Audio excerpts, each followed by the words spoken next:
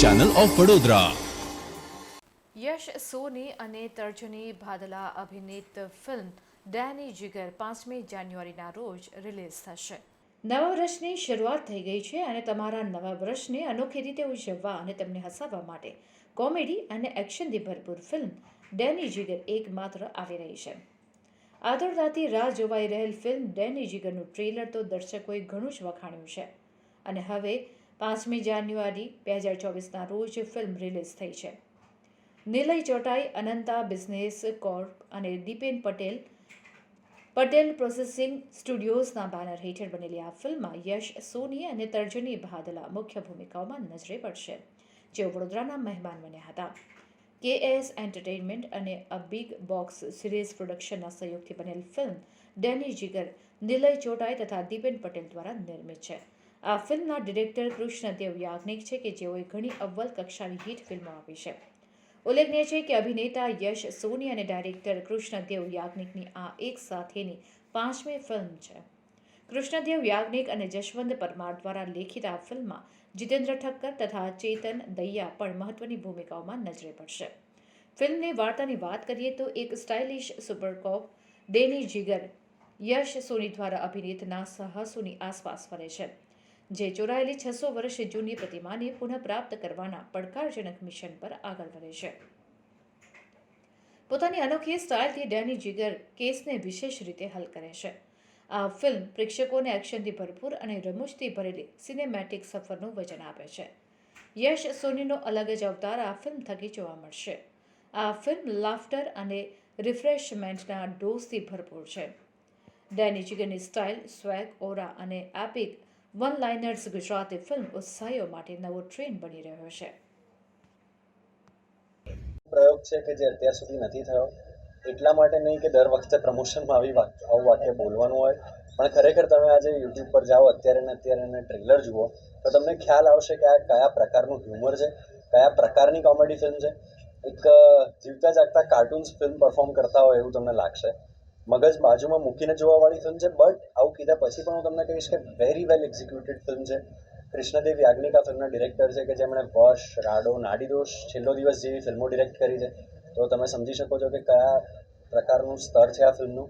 અમારા પ્રોડ્યુસર્સ નિલય ચોટાઈ, દીપેન પટેલ અને કો પ્રોડ્યુસર્સ કલ્પેશ સોની, કૃણાલ સોની, આ બહુ જ ખમતીદાર અને હિંમતવાળા પ્રોડ્યુસર હું કહીશ, કારણ કે આ પ્રકારના એક્સપેરિમેન્ટમાં આટલા મોટા બજેટ પર આજે 8.5 કરોડની ફિલ્મ છે, સેકન્ડ હાઈએસ્ટ બજેટ ધરાવતી ફિલ્મ છે ડેની જીગર એકમાત્ર. તો આટલું બધું બજેટ નાખવું એ બહુ મોટી વાત છે.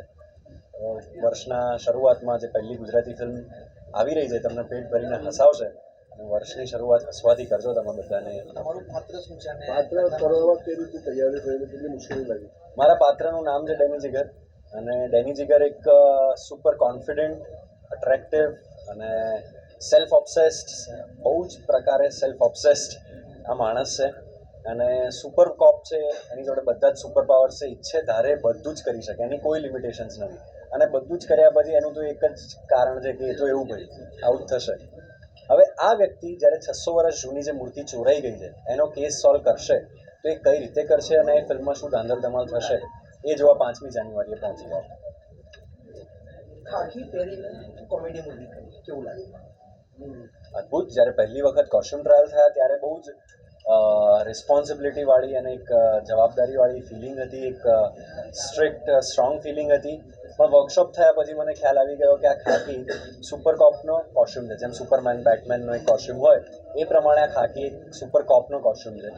અને જે અમારી નેક્સ્ટ ફિલ્મ જે હવે આવી રહી છે એપ્રિલમાં, જગત કરીને, ત્યારે મને એક્ઝેક્ટલી પીએસઆઈને સ્ટડી કરવા મળ્યું. એમાં મારું પીએસઆઈનું કેરેક્ટર છે, તો ત્યારે મને એક્ઝેક્ટલી સ્ટડી કરવાની બધું ચાન્સ મળ્યો.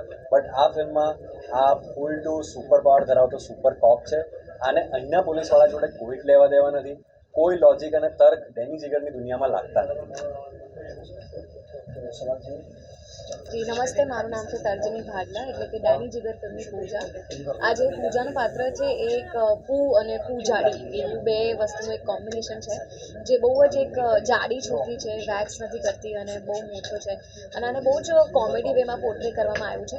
અને ગુજરાતી ફિલ્મોમાં અને ઘણી બધી હંમેશા ફિલ્મોમાં ઘણીવાર એવું થાય છે કે હિરોઈન્સ જે હોય છે ખાલી એક બ્યુટી ક્વોશન્ટ માટે જ હોય છે, કે ખાલી સુંદરતાનું એક પ્રમાણ લઈને આવતી હોય છે ફિલ્મમાં, પણ ફની હિરોઈન પ્લે કરવાનું આમાં લાભો મળ્યો એટલે હું ખૂબ જ ખુશ હતી. અને આ કેરેક્ટર એકદમ કોન્ફિડન્ટ છે, એકદમ ફની છે, અને બહુ જ એક મોટું વસ્તુ જ્યારે અત્યારે સોશિયલ મીડિયા પર ચાલતી હોય છે, જેને બોડી શેમિંગ આપણે કહેતા હોઈએ છીએ, કે જ્યારે લોકો જાડા હોય કે એમનું ઓલું હોય, એ વસ્તુને એક બહુ જ ફની વેમાં પોર્ટ્રે કરે છે, કેમ કે તમે ગમે તે શેપમાં હો, તમે કોન્ફિડન્ટ હો, તમે પોતાને પ્રેમ કરતા હો, તો એ બહુ અટ્રેક્ટિવ તમે થઈ જાઓ એ વસ્તુને લઈને. તો બસ આવું જ બધું એન્ટરટેનર ફિલ્મ છે.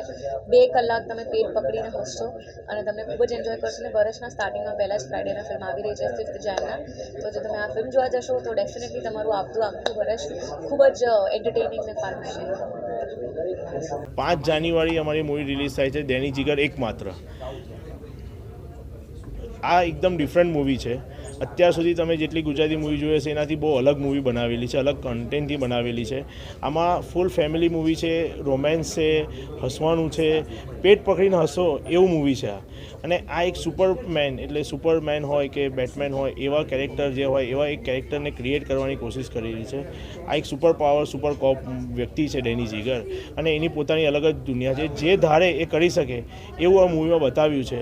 એટલે મગજ સાઈડ પર મૂકીને આ મૂવી જોવા આવો અને પેટ પકડીને હસો, અને ફૂલ ફેમિલી મૂવી એવી કોશિશ કરેલી છે ગુજરાતી. આનું બધું શૂટિંગ અમદાવાદમાં થયેલું છે, અને અમદાવાદમાં શૂટ થયા બાદ આ મૂવીનું બધું જે એડિટિંગ ને બધું જે પોસ્ટ મૂવીનું જે કામ હોય બધું બોમ્બે થયેલું છે. નામ આખું એક યુનિક નામ છે પિક્ચરનું, તો શું જોઈને ખાસ કરીને રાખવામાં આવ્યું છે? આ નામ રાખવાનું સૌથી મોટું રીઝન એ છે કે આપણે સુપરમેનમાં કોઈ એક્ટ કરતું હોય, કોઈ એક્ટર હોય, તો આપણે એને સુપરમેન તરીકે ઓળખીએ છીએ. સ્પાઈડરમેનમાં કોઈ એક્ટર તેને સ્પાઈડરમેન તરીકે ઓળખીએ છીએ. એના ગુજરાતી એક્ટર યશને લોકો ડેની જીગર તરીકે ઓળખે, કે ડેની જીગરની એક અલગ જ બ્રાન્ડ બને એના માટે આ નામ રાખવામાં આવ્યું છે.